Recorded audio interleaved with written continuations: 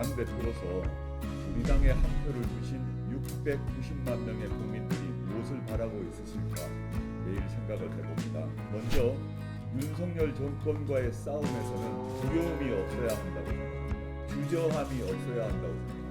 제1당인 민주당보다 더 빠르고 더 강하고 더 용감하게 싸워야 한다고 생각합니다. 당선자분들께서 최소 1당 10을 해야 한다고 생각합니다. 내 전문 분야는 하면 된다라는 생각을 버려주시기 바랍니다. 우리 모두 올라운드 플레이어가 되어야 합니다. 국민들은 우리 교육혁신당 의원들에게 많은 것을 기대하고 있습니다. 당대표 조국입니다. 두 번째 당선자 총회입니다. 지난번에는 제가 일정 때문에 앞에만 인사만 드리고 참석 자체를 못했던 것 같은데요. 오늘은 이제 22대 국회를 앞두고 우리가 무엇을 할지 어떤 준비가 필요한지 얘기를 나누는 시간입니다. 우리 존경하는 하우나 원내대표님 빼고는 우리 모두 처음으로 국회의원으로 일을 하게 되는 상황입니다. 앞으로 3주 남았는데요. 저는 당대표로서 우리 당에 한 표를 주신 690만 명의 국민들이 무엇을 바라고 있으실까 매일 생각을 해봅니다. 저는 두 가지로 요약된다고 생각합니다. 정치활동과 입법활동을 통해 윤석열 정권의 폭주를 멈춰 세우라. 그리고 국민의 복리 증진을 위해 구체적 성과를 내라. 이렇게 두 가지라고 생각합니다. 먼저 윤석열 정권과의 싸움에서는 두려움이 없어야 한다고 생각합니다. 주저함이 없어야 한다고 생각합니다. 우리가 두려워하고 주저하면 국민들이 따라주질 않을 것입니다. 제1당인 민주당보다 더 빠르고 더 강하고 더 용감하게 싸워야 한다고 생각합니다. 둘째, 국민의 복리 증진을 이루어내기 위해서 독하게 일해야 한다고 생각합니다. 우리는 원내 3당이지만 거대 양당에 비하면 작은 정당입니다. 당선자분들께서 최소 1당 10을 해야 한다고 생각합니다. 정치인이 되기 전에 내 전문 분야면 하면 된다라는 생각을 버려주시길 바랍니다. 우리 모두 올라운드 플레이어가 되어야 합니다. 국민들은 우리 교육혁신당 의원들에게 많은 것을 기대하고 있습니다. 독하게 그리고 유능하게 일합시다. 그래서 효능감을 국민들께 느끼도록 해드립시다. 국민에게 이익이 간다면 우리는 그 길로 가야 합니다. 이게 교육혁신당 국회의원의 알파이자 오메가라고 생각합니다. 이상은 당선자 여러분께 드리는 말씀이자 제 다짐이기도 합니다. 감사합니다.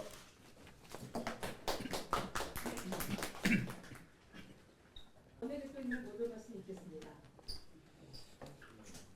네, 언론인 여러분 안녕하십니까? 조국혁신당 원내대표 황운하입니다. 이 최혜병 특검법에 대해 거부권을 시사했습니다. 특검을 왜 거부합니까? 죄지었으니까 거부하는 겁니다. 라고 말한 사람이 누굽니까? 윤석열 대통령 아니었나요? 윤 대통령 과거 국정농단 특검 수사팀장을 맡아서 박근혜 대통령 파면과 구속에 결정적 역할을 한 바 있습니다. 그 이미지를 정치적 자산으로 삼아서 대통령 권좌까지 오른 자신을 되돌아보길 바랍니다. 그때 특검은 정의로웠고 이제는 특검이 두렵습니까? 국민 67%가 원하는 특검을 거부하는 것이야말로 국민을 우습게 하는 나쁜 정치입니다. 윤 대통령은 특검을 당당하게 수용하길 바랍니다. 민주당이 검찰청 술판 회유 협박 사건 조작 의혹에 대해 특검을 추진하겠다고 밝혔습니다. 환영합니다. 사실 검찰의 사건 조작 회유 협박은 새삼스러운 일이 아닙니다. 유우성 씨 간첩 조작 사건에서는 증거 조작을 했고 한명숙 전 총리 사건에서는 재소자들을 검찰청으로 불러들여서 증언을 연습시킨 사실이 드러나기도 했습니다. 공안부 특수부 검사들에게는 면면이 이어져 내려오는 사건 조작 DNA가 있는 게 틀림없습니다. 특검을 통하지 않고서는 그 실상을 밝힐 수 없습니다. 특검을 통해 이번 기회에 검찰의 사건 조작 중대범죄를 발본색원해야 합니다. 1차적으로는 사건 조작 책임자를 발본색원해야 하지만 그것만으로 재발을 막기에는 역부족입니다.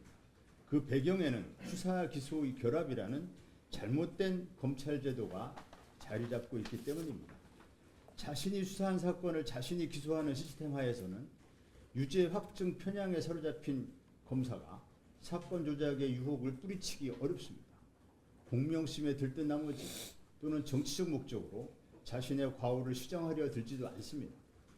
수사기관의 사건 조작을 걸러낼 수 있는 객관적 중립적인 기소기관이 없기 때문에 회유 협박과 증거 조작이 끊이지 않는 것입니다. 10명의 범인을 놓치더라도 한 명의 억울한 사람을 만들어서는 안 된다는 형사선고의 원칙은 사라지고 억울한 피고인은 양산되는 시스템입니다. 따라서 검찰을 본연의 역할인 공소 업무에 전종하도록 정상화하고 검찰의 직접 수사 기능을 떼어내서 신설되는 중대범죄수사청에 이관하여 수사와 기소를 분리하는 것만이 사건 조작을 막을 수 있는 유일하고도 근원적인 해법임이 명백합니다. 조국혁신당 황운하 의원과 민주당의 김용민 의원은 이와 관련해서 내일 오전 10시에 의원회관 제2소회의실에서 검찰개혁 22대 검찰개혁 입법전략 토론회를 개최합니다. 언론 여러분 많은 관심 부탁드립니다. 21대 국회는 검찰을 정상화하기 위해 많은 노력을 기울였지만 검찰의 완강한 저항과 보수 언론 등 검찰 카르텔의 집요한 방해로 물거품이 되고 말았습니다. 지난 2022년 박병석 국회의장의 중재로 여야 원내대표가 검찰 수사권 폐지 로드맵에 합의했지만 국민의힘의 합의 파기로 검찰개혁의 골든타임을 놓치고 말았고 검찰 수사권 제한 입법마저 한동훈 법무장관이 법기술을 부리며 장난치듯 입법을 무력화시킨 뼈아픈 기억이 있습니다.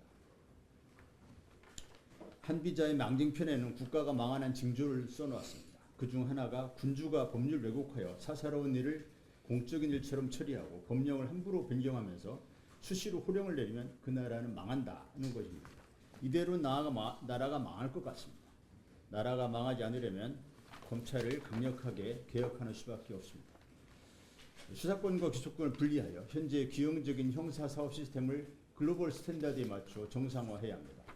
조국혁신당은 22대 국회에서 검찰청 폐지 및 공소청 설치법, 중대범죄수사청 설치법, 형사소송법 개정안 등 검찰개혁 3법을 발의하여 검찰개혁을 반드시 완수하겠습니다.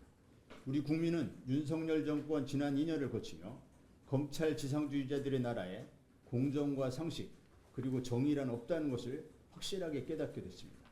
더 이상 검찰이 사건을 조작하여 억울한 피해자를 만들고 1년 내내 검찰이 압수수색 뉴스가 도배를 하고 소수의 정치검찰이 전국을 쥐락펴락하며 여론을 조작하는 일이 없도록 확실히 검찰을 개혁하겠습니다.